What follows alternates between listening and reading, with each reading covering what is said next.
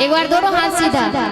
इधर वाली भैया आप सभी उठाएंगे चाचा, उठा लीजिए, सब कोई उठाएंगे 2 मिनट के लिए और ताल के साथ कहेंगे काहे हो गए लव रेसी।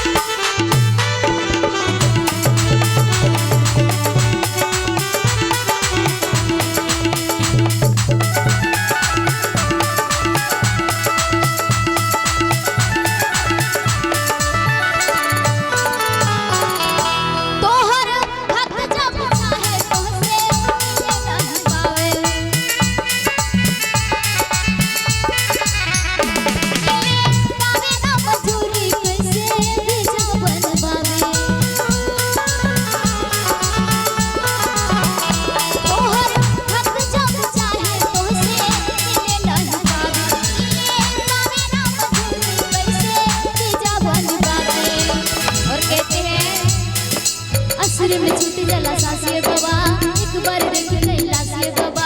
असुर में छूट जाला सासिए बाबा, एक बार देख ले लासिए बाबा। और कहना है और कैसे और कौन कौन सोचते हैं हम तो भोलेनाथ भुला गए। एक बार हाथों को उठाएंगे, क्या बात है, और ताली के साथ कहेंगे सोचिए के बात, सोचिए के बात साचो फाटे छातिया। और ताली के साथ काहे हो गए लव